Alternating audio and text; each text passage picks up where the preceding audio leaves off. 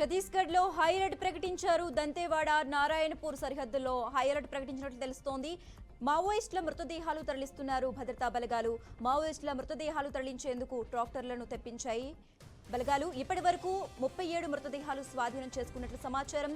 28 మృతదేహాలు దంతేవాడకు, 9 మృతదేహాలు నారాయణపూర్ తరలించినట్లు తెలుస్తోంది. ఎన్కౌంటర్లో మృతుల పేర్లు ప్రకటించాలని పౌర హక్కుల సంఘం నేతలు డిమాండ్ చేశారు. ఎన్కౌంటర్పై సుప్రీంకోర్టు సిట్టింగ్ జడ్జితో విచారణ జరిపించాలని డిమాండ్ చేశారు.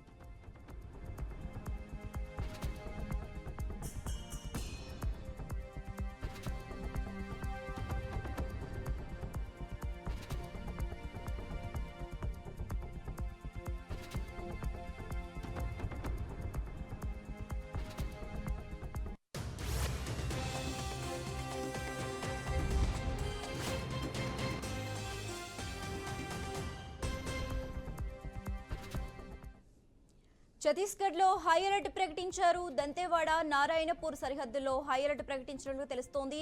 మావోయిస్టుల మృతదేహాలు తరలిస్తున్నారు భద్రతా బలగాలు. మావోయిస్టుల మృతదేహాలు తరలించేందుకు ట్రాక్టర్లను తెప్పించారు భద్రతా బలగాలు. ఇప్పటి వరకు 37 మృతదేహాలు స్వాధీనం చేసుకున్నట్లు సమాచారం.